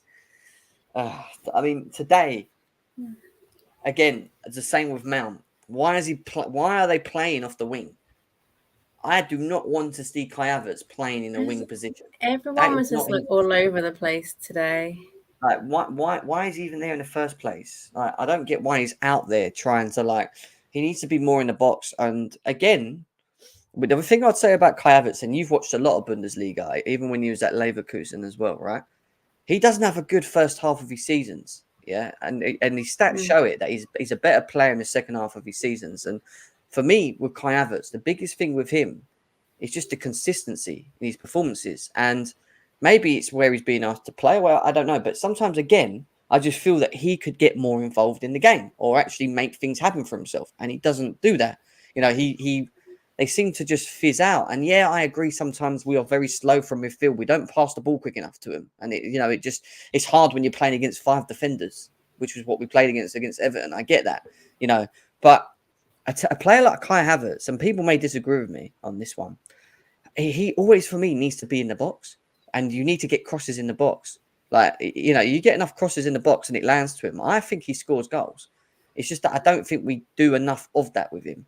And the issue with it is that I think we try and play him as this player that holds the ball up and links play and, like a number 9. And I just don't, I'm not too sure with it. You know, he should have played closer to Sterling. Sterling played through the middle today, but what he should have done is played him and Havertz maybe a bit more closer through the middle together. Someone that he can maybe link with and not just running down the wing and then cutting in from the wing and trying to get through a gap, which is impossible because there's 5 at the back, which is what we were doing in the game. And then what happens is we sit here Slater and Mason Mount, Slater and Kai Havertz. You could have put Timo Werner and Ziyech in there today. It would have made no fucking difference. I'm telling you now. It'd have been the same shit as what we saw last year. You know? So, it wasn't good. For me, he was poor. He was probably a 2. And I don't even like saying that. But what are you saying, Sophia?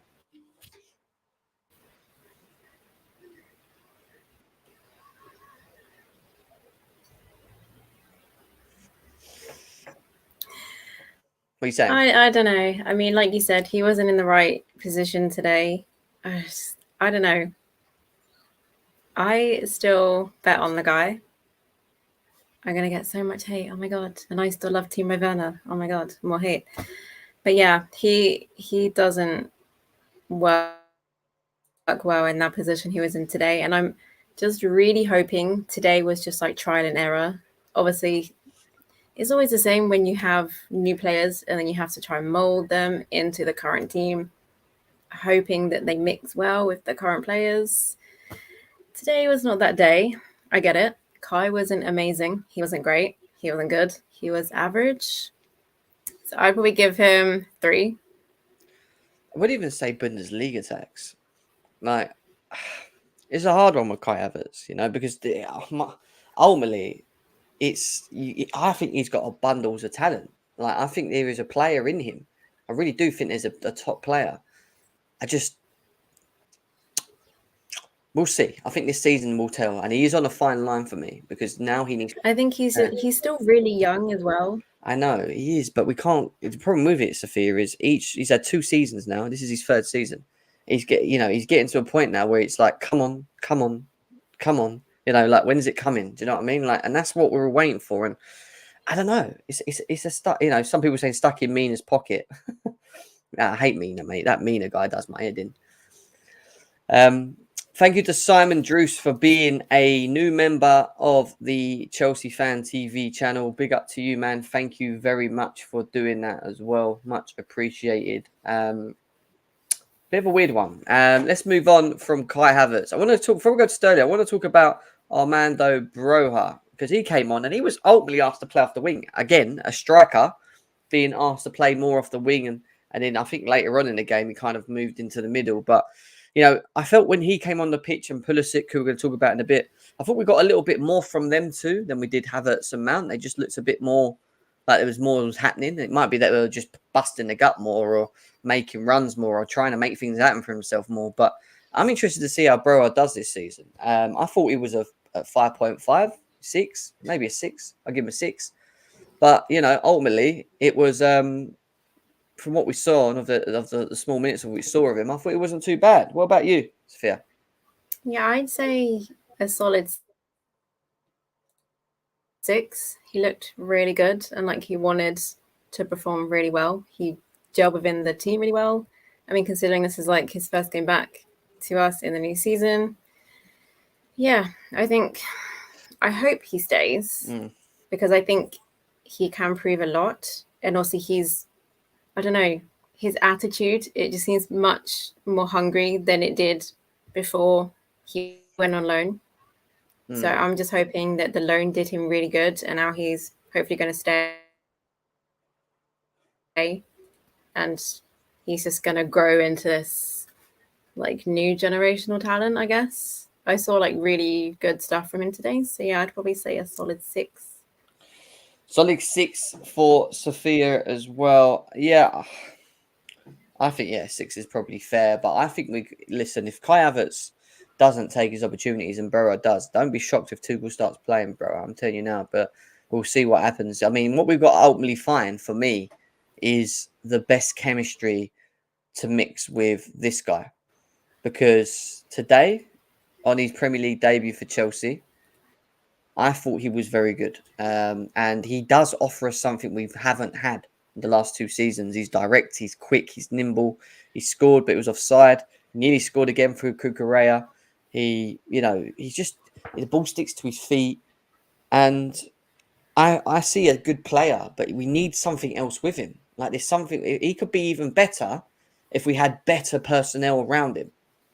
And I don't know. Like he's unlucky not to score today. And we needed someone to very... protect him today. Like everyone was just going at him because of his pace, and I was just like, "There's no one." There was like no one around to help. I think it reminded me a little bit of like Eden Hazard. You remember when we had Eden Hazard and we used to just give him the ball and he used to just try and like do stuff on his own and he used to just get taken out on that. Now, that's what I felt happened today. Like it was just like give the ball to Sterling. He was good with the ball. He was quick. He was hungry. He looked sharp. He looked like every time he had the ball, it looked like something was going to happen. I thought something's going to happen. As soon as he gave him the ball, I was like, he's going to make something happen. But he needs more around him, to get the best out of him. I don't think it's playing him as a number 9. Thomas Tuchel chose to play him through the middle today. I don't think that we should be doing that with him. I think what we should be doing with him is playing him more of like an inverted forward off the wing and then coming in, like playing someone closer to him. But don't leave him alone up front where he's got his back to goal and he's having to hold the ball up. Sterling's better again when you find him in the box at the end of, shots and he'll put him in the back of the net. His goal scoring record is ridiculous. He will score goals for Chelsea. He will score goals. From what I saw today, he will bang goals. But we need to give more around him. And that's why I said when we signed him, great signing, just not sure if it's enough. I don't think it's enough. I think we need something else. That's why Rafinha would have been perfect right now, I feel, off the right with him and Rafinha. I really feel 2 dribblers, 2 directiveness, 2 people that can create, score, and whatever. We need that. And I thought he was a 7.5 today, Sterling. I thought he was 7.5, 8, whatever you want to call it. Very good. What was your thoughts, Sophia? To be fair, I would have given him man of the match because I feel like he was the one that was always mentioned, always on the ball, the pace, like the chances. I'm really hoping that we can get something good from him. Yeah. So I think I would give him an 8. See, my man of the match was Thiago Silva. I thought he was immense today. Like he was unbelievable from the back. I think Sterling was up there, and I think for me, Thiago Silva, Sterling, and Koulibaly were the best 3 players by far. Like by far for me. But yeah, interesting stuff. Let's move on from Sterling. We forgot about one more person, and it isn't Timo Werner because he wasn't in the team today. It was Christian Pulisic, who again, I thought done okay. Didn't do much amazing, but looked a little bit sharper. Havertz man of the match. Koulibaly man of the match. I thought he was a 5.56 for when he came on the pitch. I thought him and Broa done a lot more on the pitch than what Mount and Havertz did. I mean, what was your thoughts on him? Yeah, I think the game definitely changed when he was subbed on. Yeah, I think he has a lot more chemistry with the players. He just needs to link up well with like any player. So I think I'll give him a 6. I think 5.5, 6. 5.5, 6. Fair enough. Yeah, I think that's. I mean, the only person we haven't rated yet, and we can do it quickly now, is the gaffer Thomas Tuchel. He had to make 5 substitutions today, Sophia. How do you feel that Thomas Tuchel set up, and how do you feel that Thomas Tuchel used his subs today? What would you rate it out of 10?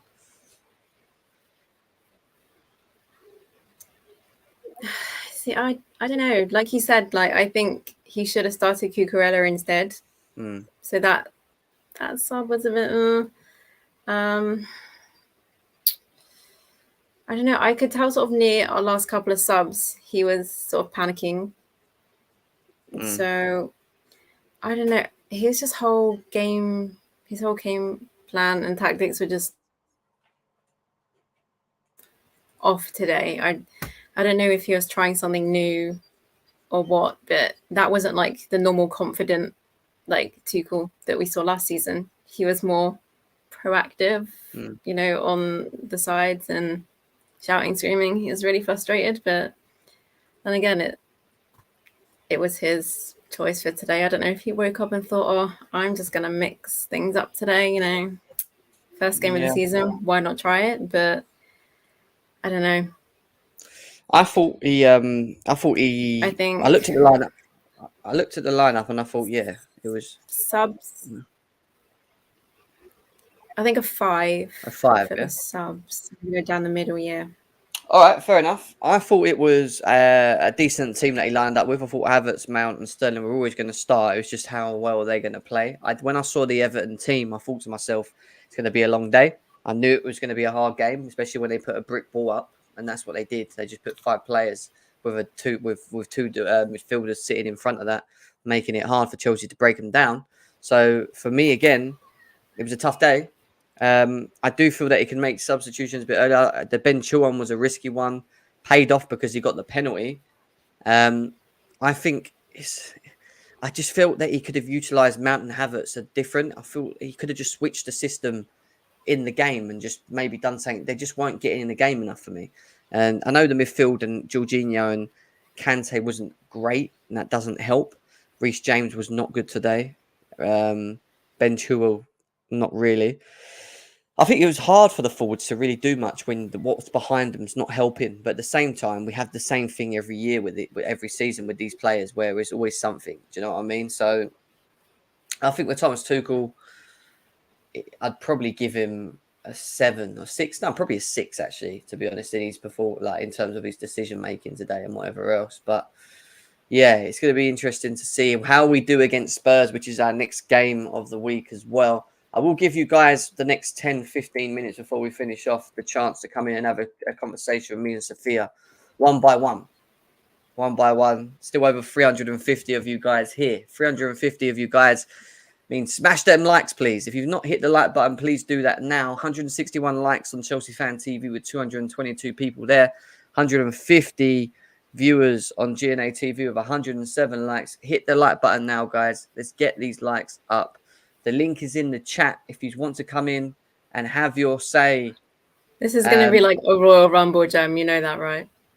On the game. Well, I'm not going to have everyone in at once because if I do that, then everyone's going to be shouting at everyone. So we'll bring people in one by one, give them a couple of minutes to just give us their overall thoughts on the game. The link's there, guys. Click away if you're interested. In the meantime, if you've got any questions in the chat, get your questions in and we'll try and answer them as well. What is this? I said, hey, Rock, what the matter with you, Rock? The Rock says, Chelsea Football Club, the heavyweight champions of the world, Liam Deegan. Big up to you, man, giving us the Rock comments. Spurs are annoying, but we can beat those dogs, is what Grizzly's saying. Enzo says, Sophia, 10 for her beauty. There you go, you got a 10. Oh, thanks. Not bad for someone that apparently doesn't watch football. Is that... I see these comments. What, they're saying you don't watch football, do they? Yeah, some idiot in the comments, but you know. Oh, I didn't even see him, to be honest. Fair enough. Naku says, for Thomas Tuchel's lineup well, I know, more or less as more expected. Brower and Kai both out wide more often than not. That was weird. I said the same thing. 6.5 for me will be harsher further in the season, especially if the attack doesn't improve. What we've got there. Not confident for Spurs game. Yeah, what's your thoughts on the Spurs game, Sophia? Are you confident? Are you a little bit scared of what you saw today from Spurs? Like, how do you feel about it? I want to say I am confident, but after our game today, how we played versus how Tottenham played, I'm a little bit worried, but I don't know. I feel like some games against Tottenham, we can go in there and just absolutely beat the shit out of them. But then other games, it's just really average. Well, we beat them 4 times in a row last year. Kante is not going to want that again, is he? So they're probably going to come with a bit of revenge this year. It's going to be interesting. It's going to be an interesting game, to be honest. Sophia's beauty is deceiving. If you watch and know football, that's all that matters. What? If you watch and know football, that... Oh, right. Okay, fair enough, mate. Big up to you. Callie is the first caller in. What are you saying, Callie? A lot of you in this chat are simps. Jesus Christ. How you doing, Jem? I don't know the young lady's name. Pleasure. Gosh. That game. Why have we not brought up Thomas Tuchel? And I'm usually the one that hates when people bring up Thomas Tuchel. Why did we not bring up TT and his decision making? I'm being honest. I'm being oh so honest. If that game ended 1-1, or God forbid 2-1, we would be having a whole different conversation, and TT would be the forefront of that conversation. But because we got away with the win, you know the deal. Ugly W, 3 points is all that matters. First game of the season. I know we're going to be quiet, and I'm not trying to be overly critical, but there's something off. There's something really off when it comes to TT, and I don't want to say his style of play and attack. I want to say the personnel he chooses to put in certain positions. Why the hell? Like, people are like, oh, Mount and Havertz were shit today. No fucking shit. You put them on the wings. When has Mount ever been effective as a winger? Every time Mount has played as a winger, I shit you not, 9 out of 10 times he usually puts a shit performance in. Same thing with Havertz. I don't know why you guys thought Havertz could be a winger. Already said this. Yeah. I said this as It well. it doesn't make sense. And then Sterling down the middle. The fact that Sterling was still effective down the middle shows you the class that Sterling has. But let's be realistic. Had we played him, as you said, inverted forward, he probably would have produced more today, in my honest opinion. So, per usual, TT, when it comes to the defense, spot on. Wait, go ahead. No, go on. I just had to mute that guy. I had to mute Dre because he was. Yeah, go on. Yeah, I feel. But I was saying, like, when it comes to TT, and people are like, oh, like Tuchel and this and that, I'm not jumping that far ahead because, like I said, I've seen him in PSG, I've seen him in Dortmund, and he played beautiful football. Not no defensive shit that we see now. I think he doesn't have faith in certain people in certain positions, and hence he feels like he has no choice but to make a defensive team. Now, granted, I can't knock him for it. Our defense looks stellar. We've replaced 2 main center backs, and we still look strong in the back. So, you know, that makes me happy. But the 2 things I notice, the one thing we can't put on him, the midfield keeps getting split open. I don't put that on TT. And then the second thing is the personnel he's choosing to put in attack. That I do put on him. Because it's like at the end of the day. Okay, go ahead. Yeah, I'm just saying. Agree. Yeah. No, I agree. I agree with what you're saying. And what I said today was that when people were coming at Mount and Havertz, and granted, it wasn't great performances today. That's why I gave them really low ratings, 100%. But I was very confused with why, you know, like in between games, you usually just switched. We kind of like switched the system, didn't we? We changed it. Like if it ain't working, we'll just switch them. Like Havertz will play closer to Stones. Like today, He didn't do that. It was like the clear instructions were told that they had to hold the width, but we were playing against a brick wall. It was 5. You're playing against people who are going to win aerially every time. No, it's not just that, Kelly. Look at the way that Everton set up today. They lined up with 5 at the back, yeah, of course, as they should.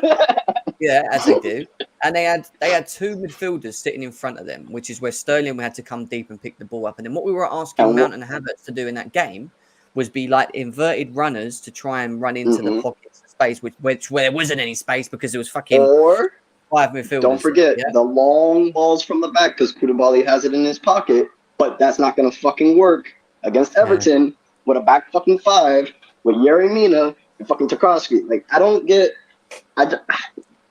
something in it is like, I don't think TT's stupid. Like, no, I don't know what it is. But he said it today after the game. He said, he even said we need more up front. Like, he's not stupid. I can tell. Like, he knows that...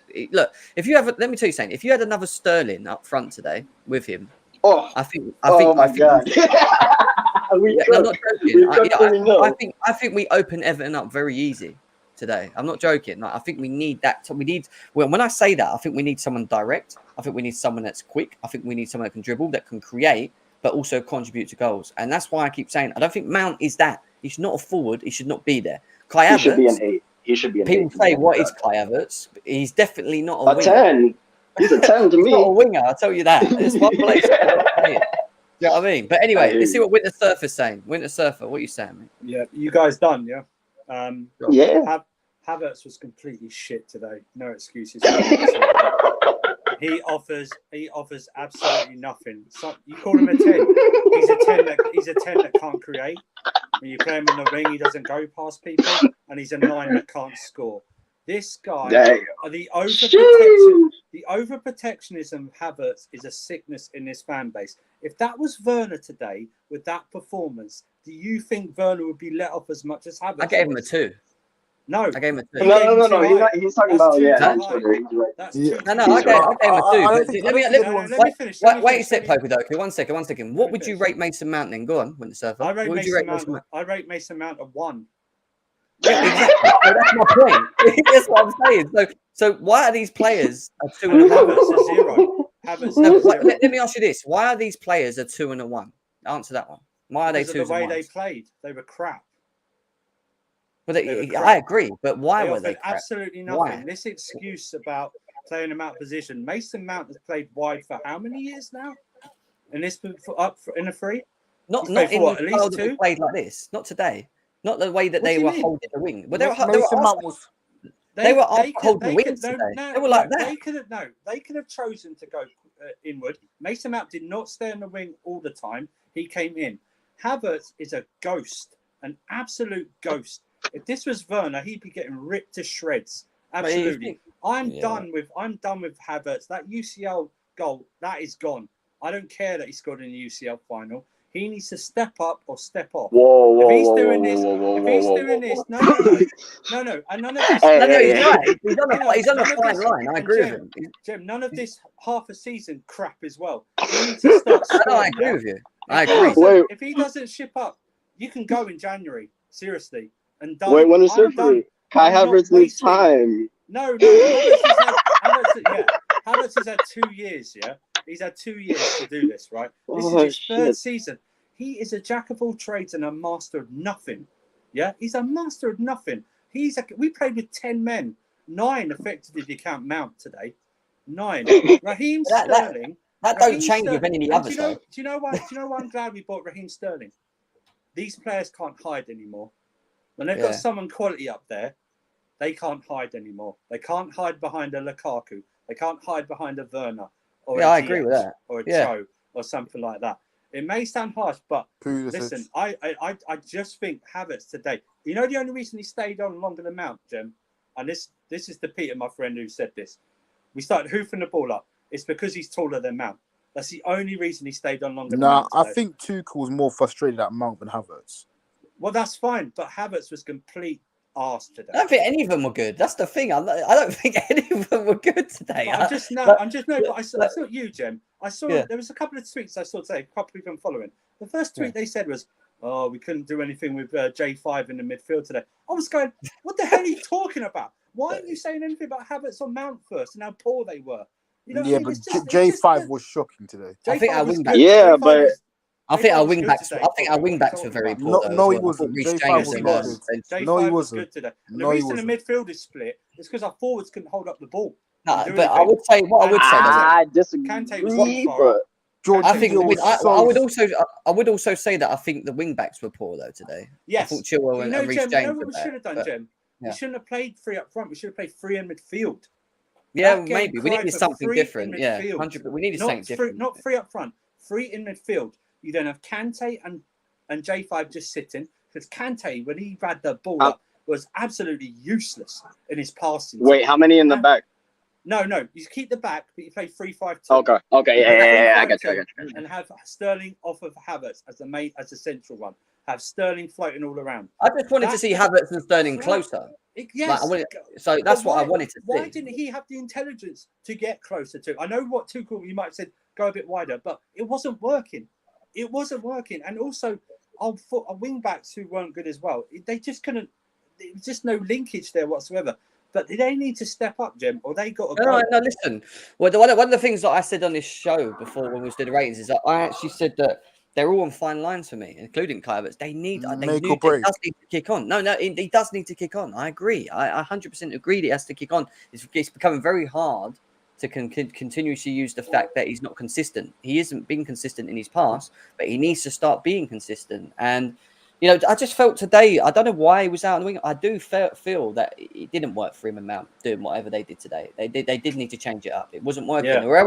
They're up against a brick wall of Everton. There were 5 fucking defenders. They had to, Yeah. do you know what I mean? You got to do something. You got to drag them out. You got to do this. They weren't. They were just hogging the sides. And on top of that, you got Chilwell and Reese James, who I thought were very average, like below average. So they were good defensively, but offensively they were rubbish. Chilwell's yeah. I was gonna say defensively, both Chilwell and James were fine, but offensively, we like 5 corners in a row, and you can't put one on target. Yeah, we gotta have a talk about that board. Corners today.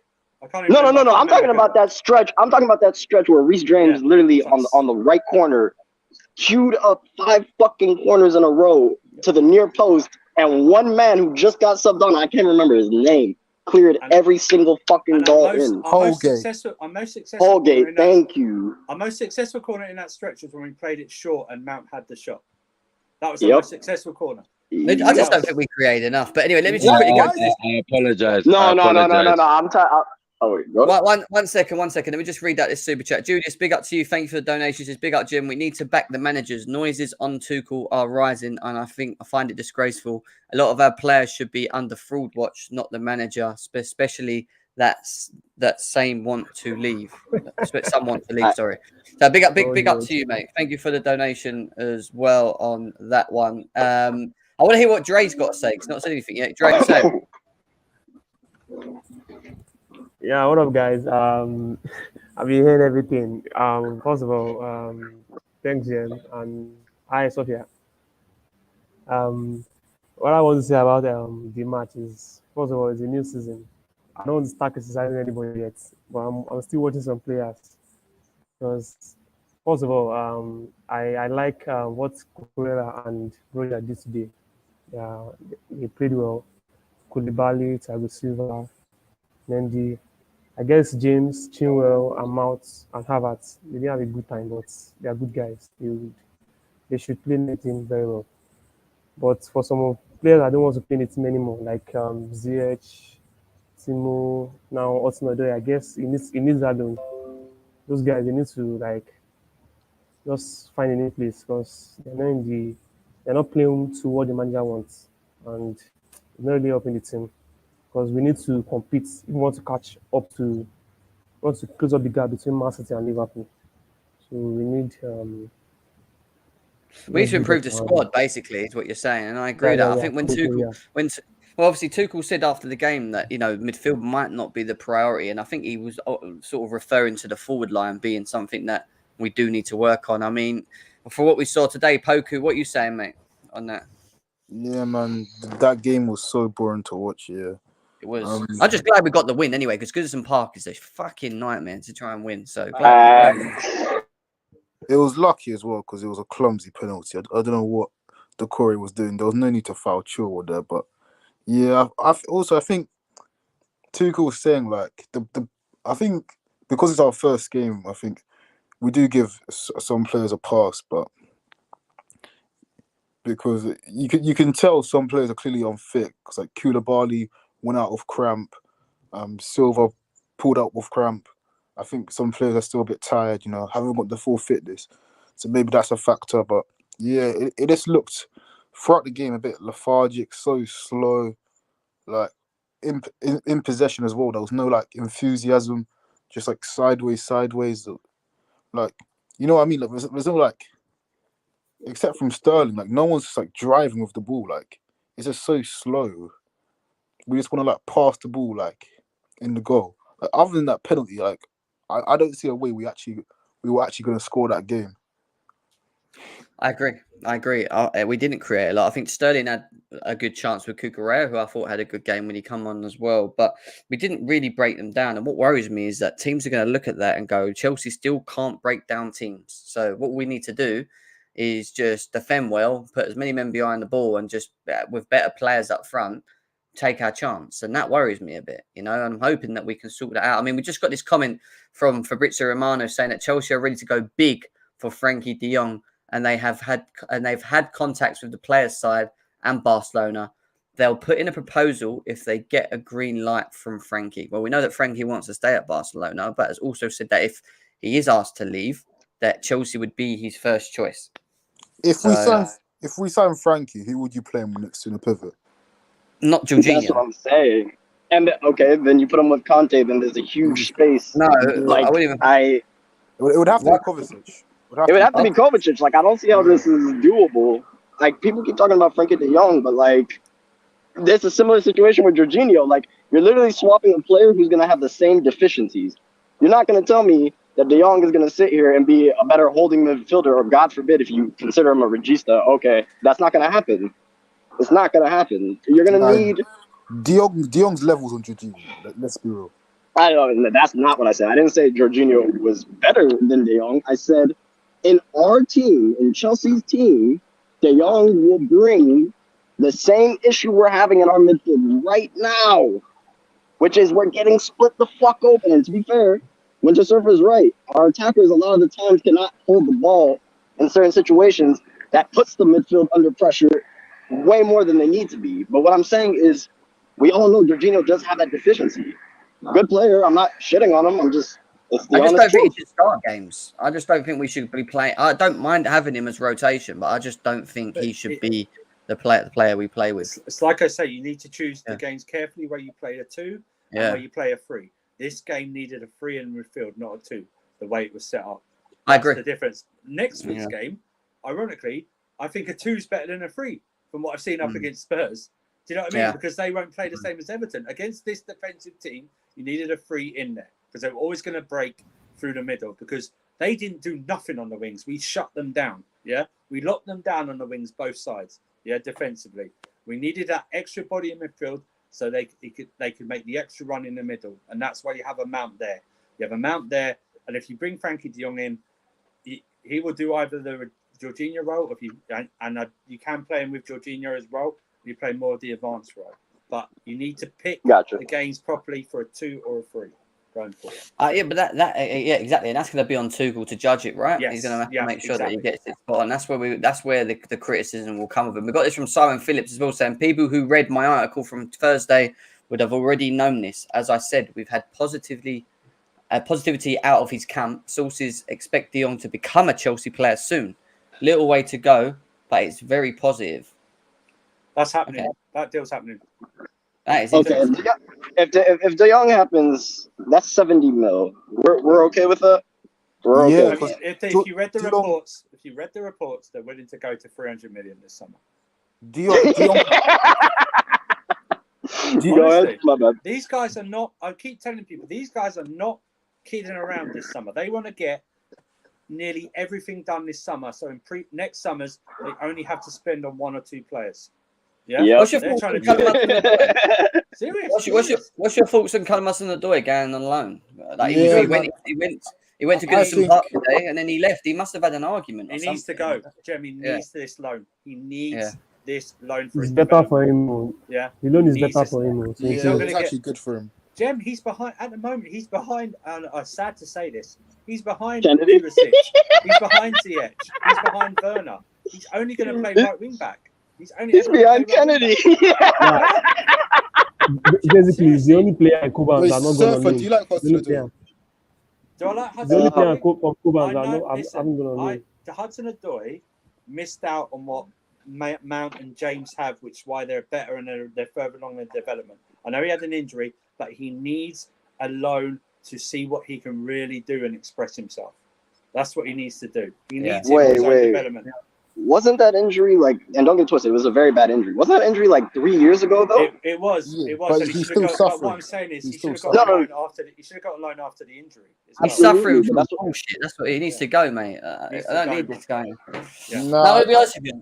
I think he's bad as some people say. Is I still think ability-wise he's better than Werner, and I think he's consistent game time because I remember last season there was a stretch where I think November or whatever months, November he had 8 or 9 games in a row. In my opinion, he played well in each one of those games. No, he didn't. He did. No, great, but he needs to play 60. He needs to play double. No, he did. 20 games in a row. I even remember them games. He had about 2 or 3 good games in a row, and then he done what he always does, which is he disappears. That's not true. No, but Jem, the thing is, people think we don't rate Cho. I'm not saying Cho's not a good player. I'm saying he he doesn't have one. It's the system. Two, he doesn't have confidence in himself right now. Look at the last stretch of games where he's actually playing consistently under Tuchel. Do you remember his finishing? What game was that? Was it Everton before against their C team? He's awful finisher. He is Bro, awful. listen, all I'm saying is alone. When it comes to chance creations, he's one of the best by playing. No, but He doesn't do it enough though. That's my but problem. listen, this is what I'm saying. Yeah, like how are you going to be a winger and you're not putting any output? Sometimes you're getting the assist, and don't get it twisted. He's one of our best creative players, but I'm saying he doesn't have the confidence in him right now. But that stat is so misleading because it's per 90. He plays about 8 games or something. It's so misleading, that stat. Of course it's going to be high because he plays so little games. Do you know what it is? Let him play a big stint and let's see what that. Yeah, I agree. But do you know what the real thing is for me with him? Is that we all sit here and go, we know he's talented. We know he has the ability. But what actually lets Callum Hudson-Odoi down is him. Yeah. Because when he goes on the pitch and he gets the ball, and I've seen him do it so many times, he'll get the ball. He's one-on-one with a defender. But he always decides to do this easy pass backwards rather than take your man on. He's a winger. I think Take him on. Scared. I think he plays. He does it every time, and it pisses me off. You're in front of the guy. Take your player on. You're a forward. You're a dribbler. You're a winger. Take your man on. But he does his thing. He goes backwards. There was that thing. I think it was against Brighton or something where he was dribbling. It was like one defender, and Mount was to the left, but he had a sole path on his right foot. He doesn't choose path to the goal. Yeah, he still decided to pass it. I know, the defender cheated. The defender cheated. By the way, No. He did. It. He handballed it. He handballed. No, it doesn't matter. He bottled it. He does bottle it a lot. That's my problem. He has straight path.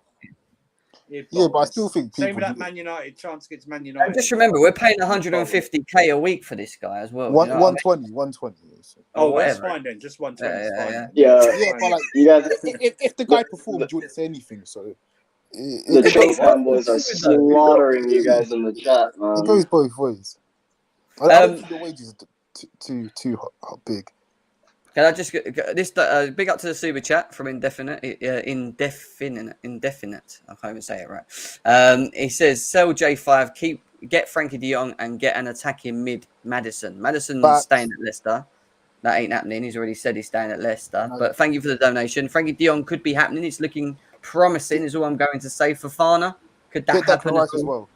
Well, we've got Ben Jacobs coming on Monday at 1 o'clock, so he will give us hopefully some more news. Isn't it funny that the Declan Rice stories have suddenly dried up? Yeah, well, they did say when it happened. I can tell you where, man. No, you Why can't. didn't we get that Paulinho from Fulham? He fucking looks quite decent now. But wait, these guys are willing to spend a lot of money, but yet the Declan Rice stories are not there anymore. Yo, Winter Surfer, why are you out for blood today, my guy? I'm just saying. It's funny, Tim, we're going to spend 300 million, but nothing linked to Rice. Nothing on Declan Rice. Yeah, because West Ham's blocked every move for him. And next season, I think Tuchel will go all out for him. Watch for space. Yeah, because he'll be cheaper. Yeah. Yeah, I would expect that too. Sure they will. Yeah, sure. Yeah, we'll see that. We'll see. Yeah, we will see. Yeah, we will see. Yeah. Just Rice isn't worth the 150 million. How's Lewis Bate doing? Poker Ducker at Leeds. How's Lewis Bate doing? Yeah, Eddie. Oh, Winter Surfer, chill, calma down. Anyway, guys. I do need to finish off anyway. It's just getting late. It's the 11 o'clock. We won. So. We won.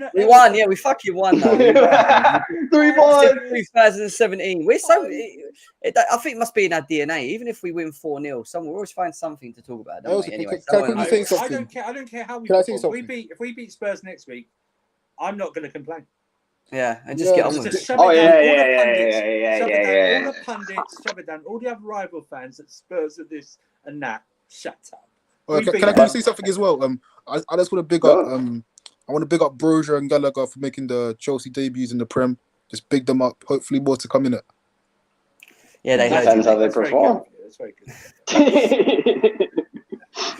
I do. Guys, make sure that you're smashing the likes. Still over 350 of you guys here. Get these likes up before you leave. Oh, actually, Ladimus has just come on. Ladimus, you always come on. Perfect time. I'm about to finish off. What do you want to say quickly? That my guy, Prime? That is Prime. Prime, have the camera off. You muted yourself. Damn, Prime. Hi. What do you want to say, Prime? We're just about to finish off. Yeah, I mean, this season's going to be interesting, man. It is what it is. That's just... It is what it is, man. All right, Prime. We just won. What type of fucking message is that? No. Is that your final word? No, Callie. No, Callie. Here's the thing. I already know we're getting top 4. I'm not worried or angry or mourning or fighting like all these other Chelsea fans are. I'm just like, for me, it is what it is this season. Whatever happens. What do you think about Lampard's tactics today? Lampard didn't have a striker, and Lampard didn't have a striker. He had one central midfielder. He's a masterclass. 9 men behind. He stuck 9 men behind the ball, and he still lost. What do you want to say? Prime. It's a masterclass. Let's be serious. We could even fucking hold on. Is losing a masterclass? Is that well? The He lost to a penalty. Prime. He lost to a Prime. penalty. To be fair, think about hold on. But he lost. No, you're right. But think about it. Yerry Mina and Gordon came off in the first half. What was he supposed to do? Like, he didn't even have he didn't even have Dominic Calvert-Lewin on there. Hey, guys, it's not my problem. Listen, we played with 9 men. Havertz and Mount didn't play the game, so we played with 9 and we still won. Who cares? You know what it is, though, Prime. You know what it is. Frank Lampard at the moment has got you in a spliff because you thought he was getting relegated last season, and now he's smoking you right now like a big spliff. Does he? By the way, he lost. No, Andrew. No, hold on. He lost his opening game of the season. He's still going to be in a relegation battle. He's not relegated. He wasn't relegated like you said he was going to be. So he's not relegated. Prime. I've told you this, Prime. Everton are not getting relegated because after they sack Frank Lampard, they're going to get a proper manager in to save them. So it's all good. They're not getting. That's why. Okay. So, here's the thing. They won't sack him. Harry Redknapp tax. He won't get sacked. They'll get relegated. Everton fans like Lampard. I think it's not. Yeah. And Chelsea fans like Lampard. Both fan bases are messed up. Let me not swear. Some Chelsea fans would say that we played better football under Lampard than we did Tuchel, but we'll finish it there. Wait. Hey, what a Champions League! What a Champions League! What a Champions League! I'll leave it on that cliffhanger. All right, that's how we're gonna finish it right there. What an FA Cup final win against Mikel Arteta. Smash the like button. There's some truth in that. There is some truth. On Monday with Ben Jacobs. We lost 4-0 to Ole Gunnar Solskjaer, but we played better football. Lampard balls. Sane news.